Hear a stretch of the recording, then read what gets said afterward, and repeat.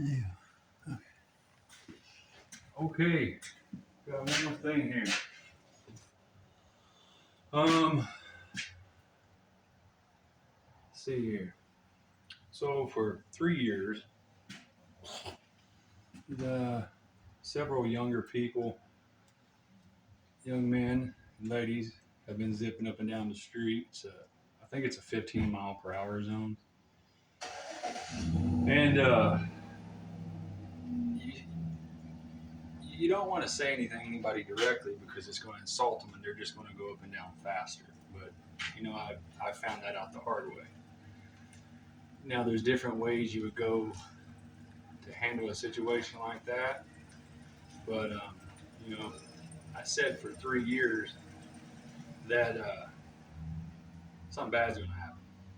A young man or woman gets their license, they're zipping. Well, the problem is when you have residential areas, you have little dudes and little ladies running everywhere, and it only takes a fraction of a second for someone to run out. Just a bad deal happen. But so this one truck, I'm not going to say the person's name, but for 3 years they kind of zipped up and down through here. And I told the lady across the street, I said, one day something bad's going to happen. And I told a few other people, which I won't say. But so one morning about 8 o'clock, I'm having some coffee, taking it easy, and I hear a V8, an undeniable V8, just getting into it. And then right about 20 feet from my house, they let off, and I guess they were done. Wanted to let off, but the problem is they hit the brakes, and when they hit the brakes, they turn around, they hydroplane, slid around backwards, and plowed into my neighbor's car.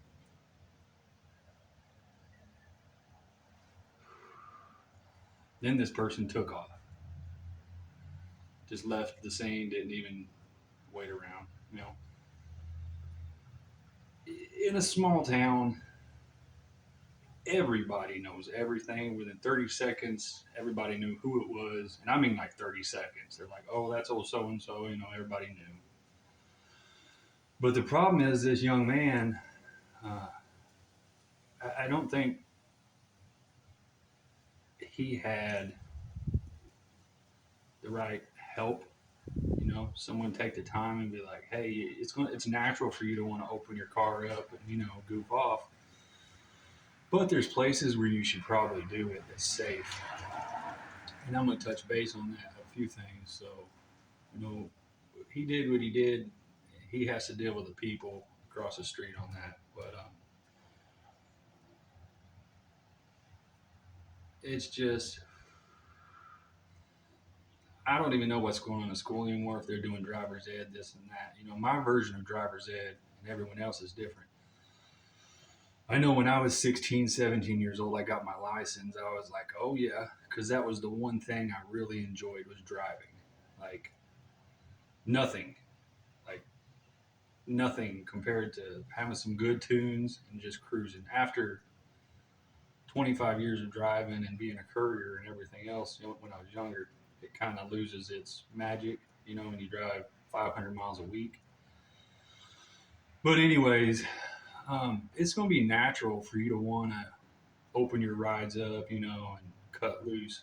But and I'm guilty of goosing it now and then. But typically, I try to wait till there's no one around me, you know, and stuff like that.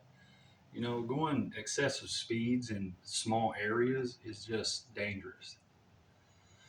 It's uh, it's a bad deal. Nobody wins when that happens. But you know, this is my version of driver's ed. When you're in a residential area or a town, an occasional goose it now and then if there's no driveways or anything. Okay, I guess, but it's probably not something that you want to do a lot of because someone innocent could get hurt badly, and that's not a good thing. So the moral is probably between 12 o'clock midnight and 4 o'clock in the morning is the prime time to ass off. What I mean is 90% of the people are off the roads, and your margin of error, can move one way or the other, and it's in your favor, after midnight. And the other problem is a lot of people, I had the privilege of, even though I got my license in Missouri, I was raised for the good part out west. Now out west, you can really just give it hell, and there's no one around. You can drive for an hour in a straight line, and with all due respect, you could get your car up to 130 and roll it 10 times and get out and dust yourself off because it's just flat land. There's nothing to hurt you. You try that shit back east, and chances are you're not walking away. It's just the truth of it. But unless you have a good opening planes. But I think it wouldn't be a bad idea if each state designated a certain area because younger people, older people, everyone's going to goof off behind the wheel. But for the most part, there's nowhere for people to just cut loose. Like in California, they do the intersection shutdown where they do the donuts. I think if each state designated an area or 3 or 4 or 5 areas throughout the state, like a road they shut down and they just shut it off to through traffic. Like if you want to race and have, a good time, go here. Be optimum, like premium if you could find a place that has an abandoned building that the state owns, have a parking lot so people can do donuts, goof off, race, and put a big old sign up, it says not responsible for accidents, injury, or death. So that way you give people a place to go and cut loose.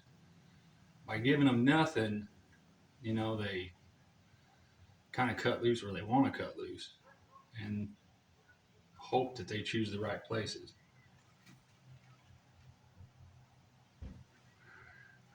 I mean, if you think about it, if you were to designate a place for people to race and let it be self-governed, but like it's out there in Boondock yonder, it's a good, 5 mile stretch of nothing. Road's been shut down, whatever. But if you give people a place to race and, God forbid, crash, or break their car, at least they're not doing it, once a month or twice a month in an unsafe environment or a place they're not familiar with. If you have someone going doing a bunch of donuts and stuff and just really trashing their car, well, they're going to break it, and that's what you want. Because if you turn the wrench on your car, you're going to be like, man, I got to take it easy because this is getting expensive. And if you ever worked on a car, it sucks, especially if you don't have the right tools and the lift and everything. So, but that's just probably something to think about, give people an area. And the main thing is don't bring in too many rules, because I guess there's racetracks and this and that, but you got to have everything. Well, that's not what people want. People want to go and do what they want and have fun. And I think that can be accomplished if an area is designated for that.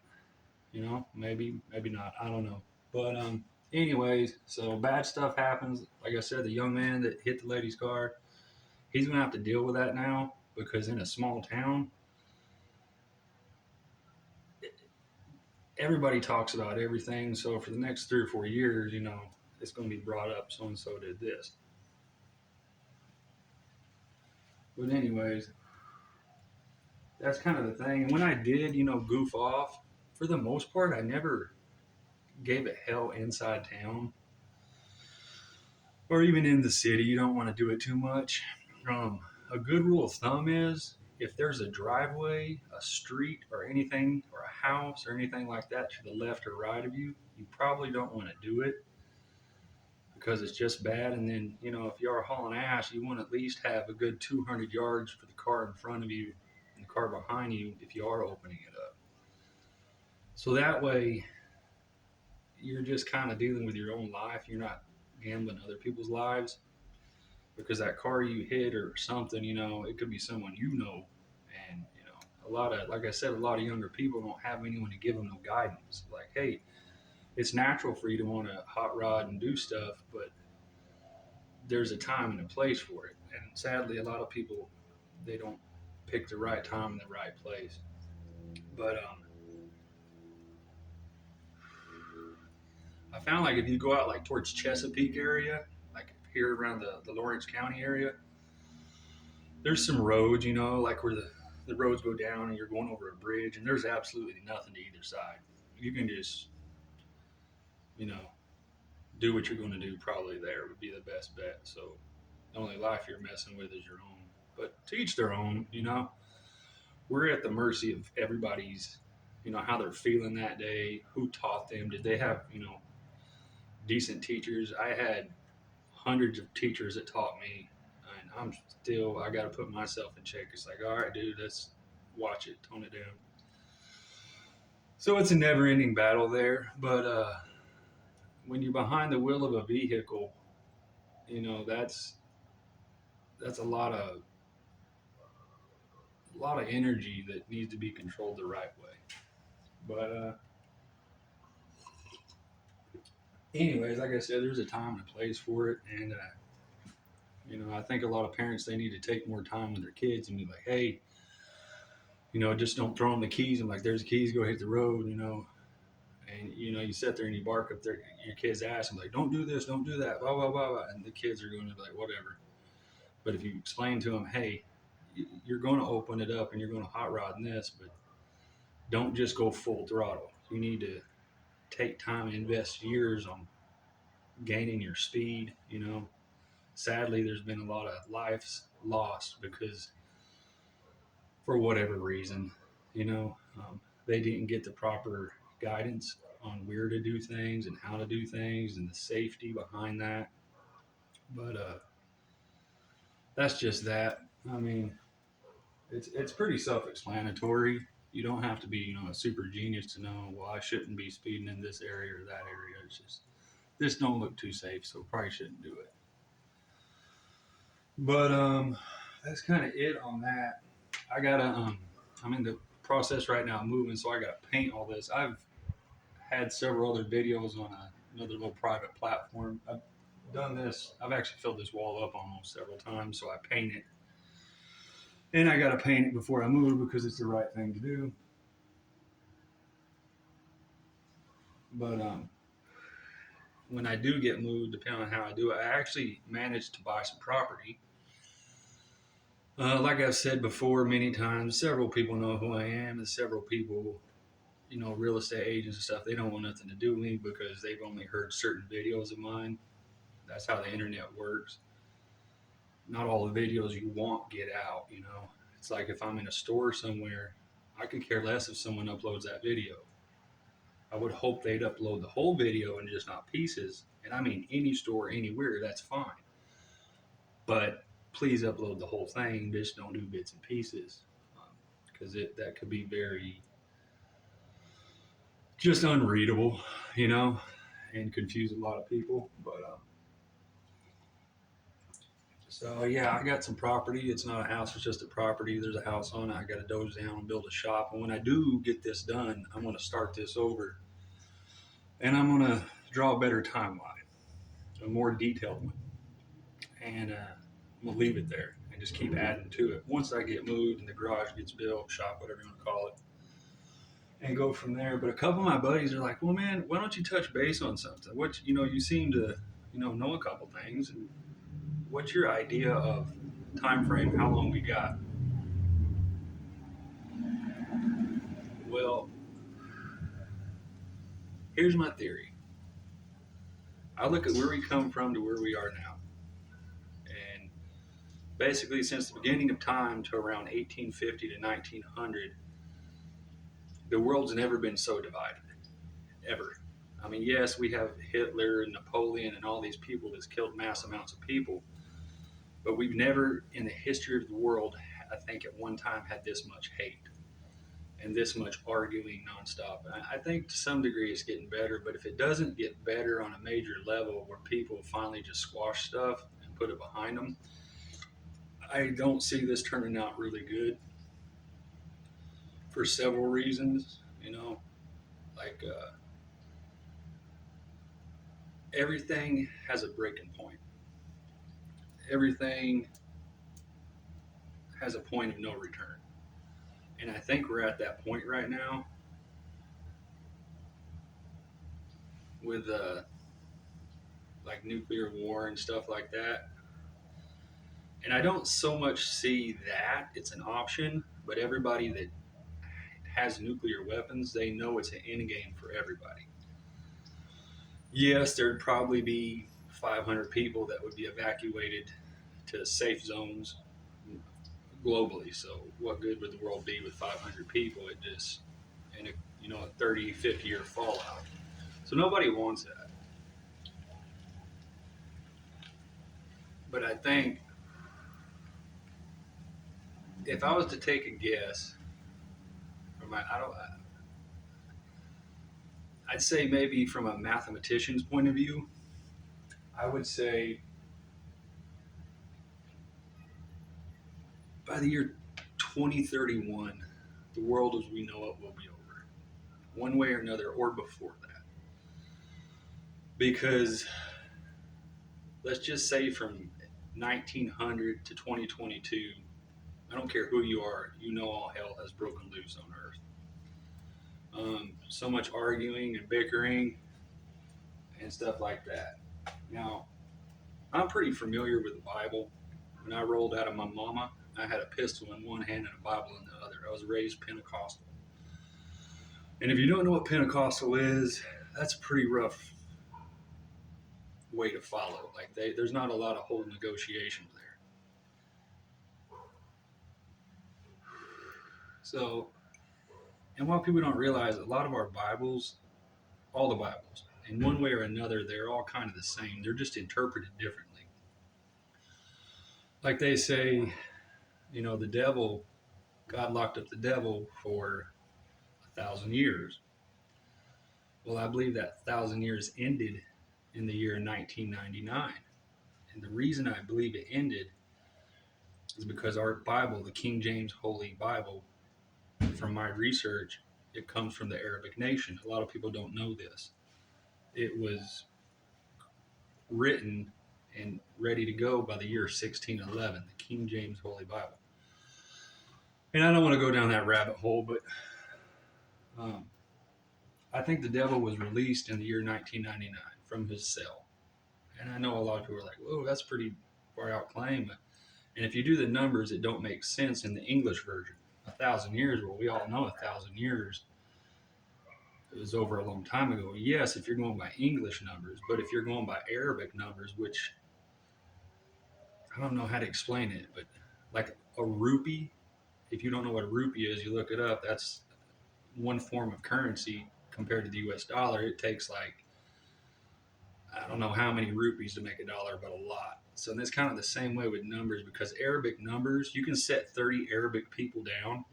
And I have had quite a few Arabic friends through my life, and have them read something from the old days, and all of them are going to give you a different interpretation of what it says. I don't give a shit what anybody says. If you don't know an Arabic person personally for a 30-year stint, then don't claim like you know Arabic people, because I do. But anyways, I think in the year 1990, that was when the devil was released from his cell, his 1,000 year. And what's kind of funny about that is, not to go down the whole conspiracy hole, but if you turn 1999 upside down, you have 6661, which would be the first day of Satan. Now, I don't want to go down the Bible thumping trail like I said before. I'm just telling you what I see. And what I've seen is right around the year 2000, the hate and everything has just exploded to the point of almost no return. And in the Bible, it speaks of the mark of the beast. And it says it's going to be put on your right hand or on your forehead.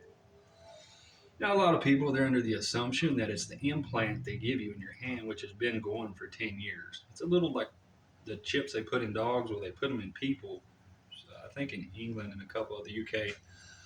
And you can swipe your hand and pay for your merchandise. And I don't know if it went full throttle, but they tested it. But anyways, I don't think it's going to be a literal. This goes back to where you sit down 30 Arabic people and have them translate something. I don't think it's going to be like they're going to stamp sixes on your hand. I think the mark of the beast, and you got to bear with me on this one, I think it's the smartphone. because 9 times out of 10, the smartphone is always in everybody's hand and it's always right here. I mean, if you think about it. So, like I said, when you go to translating stuff, things can be read differently. So, anyways, that's my take on that. That's what I think happened. I think that's it. There's not much more to say. I mean, just that's it. So you know what you know, and son of a bitch. But that's it. And I know that sounds pretty outlandish. You're like, wow, that's a pretty bold statement. 1999, the year of the devil. He was released from his 1,000-year cell. I think that's it. And I think 2031 will be the end.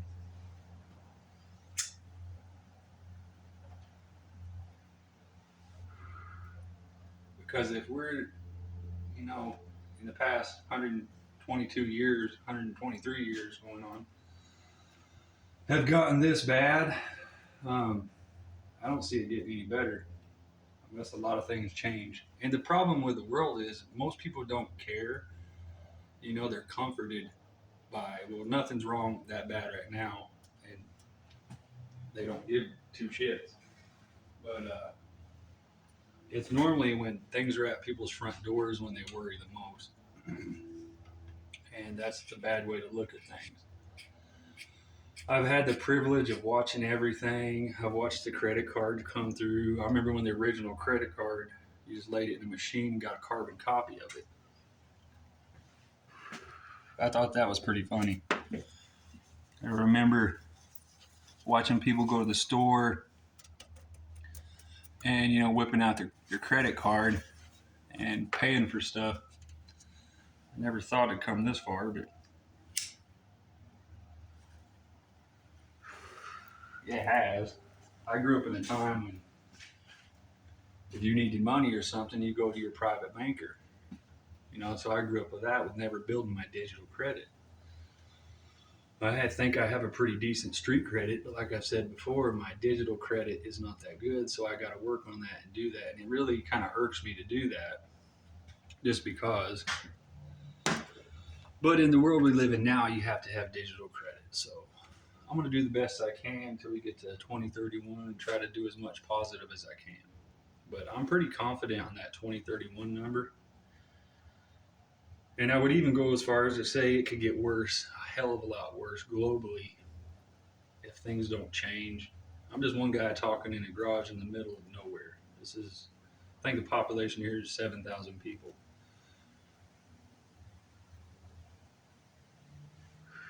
But I take the time to analyze things the best I can. I talk in simple terms. I don't talk in politician terms where you're like, what the hell did he just say? So many people I know that they don't understand Congress people and stuff, and politicians, because they don't understand what they're saying. I think that's a problem. Don't use, speech, Harvard speech, when, 80% of the population in America isn't used to that kind of language. I could summarize everything up here on the wall with a 2 foot, you know, section, but nobody would understand. Like, what the hell is that? You have to go to the thing and look it up. But anyway, that's where I'm at on that.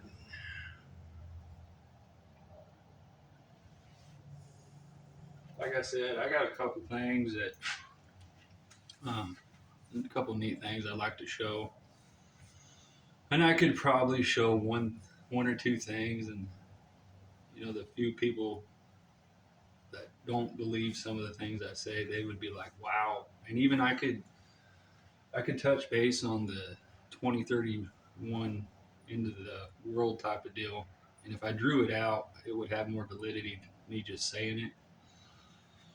But if anything I wrote that way is remotely true, then there's a good chance that, well, I might be pretty close on this one. And I'm even talking about Mother Nature itself. And a lot of people's like, well, the world's big, it's this and that. Yeah, it is.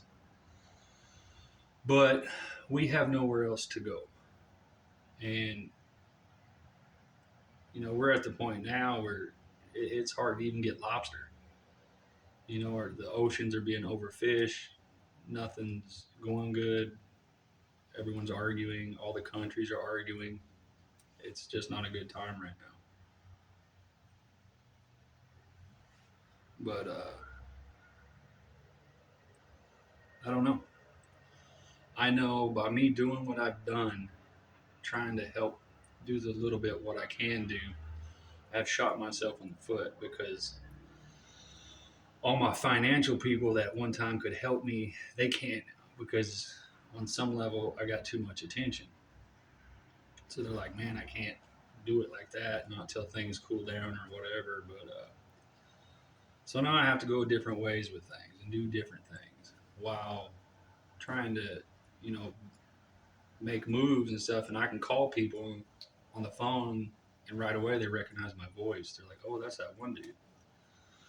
And some of them are really cool people. And I write down the names and the businesses of the people that, at least gave me a chance or gave me the time of day. And I also write down the people that just were short with me for no reason when I've done nothing. But that's for another time. And I am going to do videos in the future on, our area, Springfield and everything. I like to do some fun videos, like giving the best places, that fun places, like parks where it's fun and stuff like that. Because there's a lot of really cool stuff in Missouri. It's Missouri, how do you want to say it? But a lot of people don't even know about it, and they lived here their whole life. They're like, I didn't know about that. I'm like, yeah, it's pretty cool.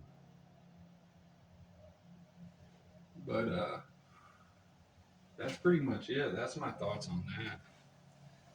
And like I said, I got to hold off on the drawing here because I got to get this all cleaned up and get ready for the move. And when I do, a couple of buddies like, well, where are you moving to? I don't know. I think I'm gonna leave that up to God. Wherever I land is where I land. So that's what I'm gonna do. I gotta do the whole credit building thing and all that shit, which sucks.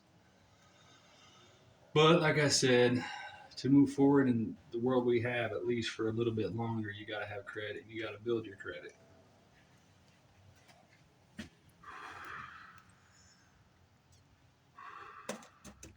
So I just think it's kind of funny that you can owe nobody in the world. Like I don't owe anybody, but yet I have a credit rating of like 550.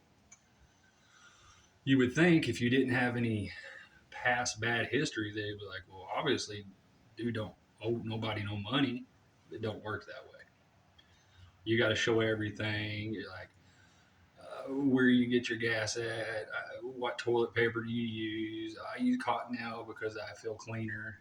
It's more sturdy. I get my gas here. I like these kind of potato chips. So it's the credit companies wanting to know your whole life story, which is fine, I guess. But I think it's backwards. I mean, I think if you're going to owe somebody money, it's going to show up regardless. So, but I think a lot of businesses would be better off if someone didn't have a bad record, just giving them a chance. It just don't make any sense. But I never understood a lot of shit. But anyways, we're going into winter here finally in Missouri after a pretty long summer. Here it is November and it's 70 degrees. I remember, October in Missouri 25 years ago when I was here for a little bit, it was freezing ass cold. And that just goes to show you, and Missouri is known for its unpredictable weather. I mean, you can be standing in one spot and 2 feet to the right, it's raining. You're like, what the hell? To go with it. But even Missouri's weather is getting, you know, pretty warm. Even through we've had mild winters. Yeah, we had a little snow. I think it was last year or the year before, but it's not the same. And even my people out west are like, man, the weather's just wacky out here. Even in California, there's like the humidity's off the chart. And I don't ever remember it being that way. California was always the beautiful place. San Diego area, it's like 70, 75 degrees all year long. So something's definitely happened with our earth. And I think on one side you got this side saying, climate change, and they're pushing it too hard. And this side over here is like, there is no climate change, just to, buck up against them. But I think if they both sat down at a table and be like, well, we do have a problem and we need to address it in a calm manner, because again, we don't have anywhere to go. I look at a globe and it's like, that's it. There's nothing else. There's nowhere to go.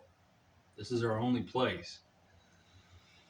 So I don't know how much or what, the earth can stand much more. And if you look at it from the big picture, it don't look so bad. But if you zoom in and you look at all the holes being drilled all over the place for everything, and right now they're talking about doing something, and I don't want to say it because I don't want to speed it up, but I think if they do this one thing to tap some energy, it's really, really going to be, there's going to be hell to pay for it. This chase for energy is going to have an effect that is just going to be a bad deal. There's one thing we haven't done as a civilization on this earth, and there's people right now talking about doing it. And if they do, I just think, don't do it. Please don't do it. Energy in that way isn't worth doing that to. But I don't know. So I guess it just is what it is, and it ain't what it ain't. But oh, here's something neat. Show and tell time. Since I'm talking about the Bible and stuff, a lot of people, they don't understand, but I don't know if you can see this. I got the camera flipped around, so you get the 3 cameras on this thing. This is a Bible. This is a very, very old Bible. It's so old, and it's different than probably anything you've ever seen before. I don't think too many pastors and preachers have ever seen this.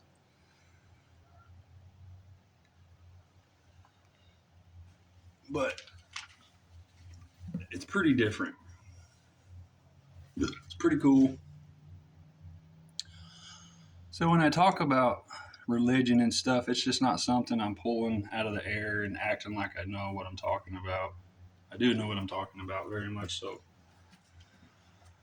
And I'm pretty familiar with Bible scriptures and stuff. No, I don't know them all, but I know the ones that matter. And I know in all religions, on some level, our Bibles are all the same.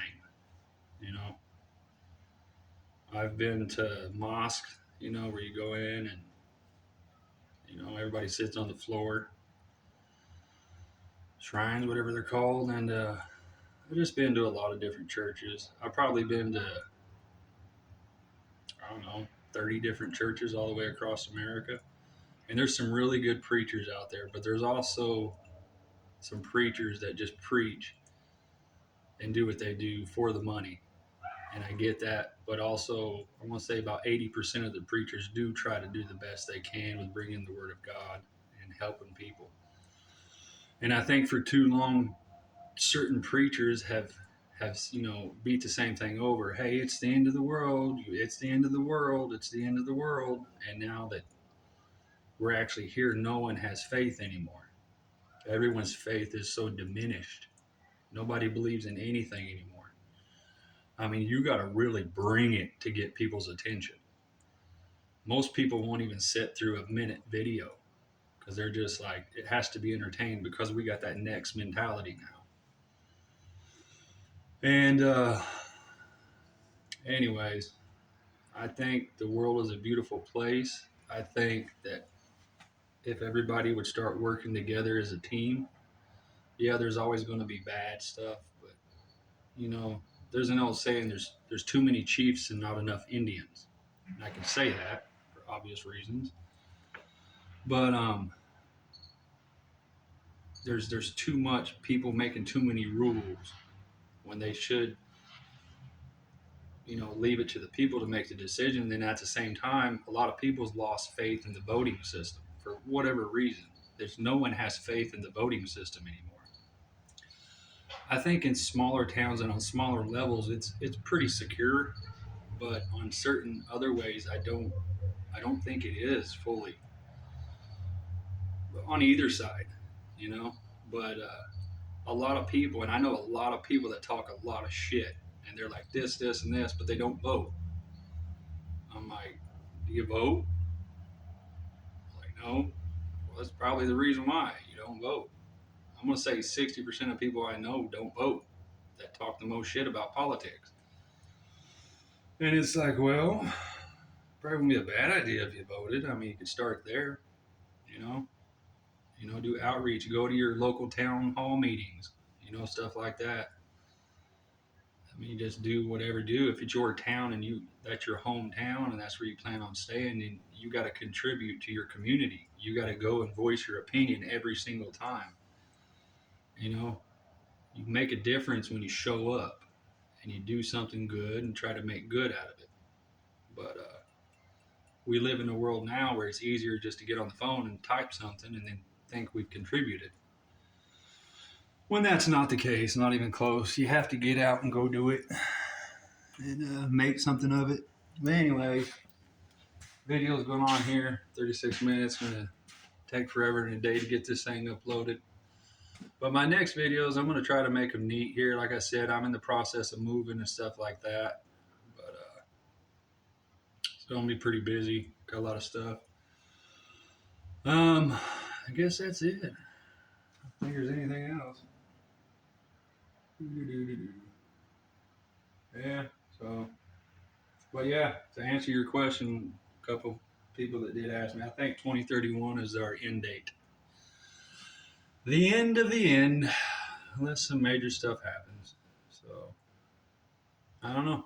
We'll just see how it works out.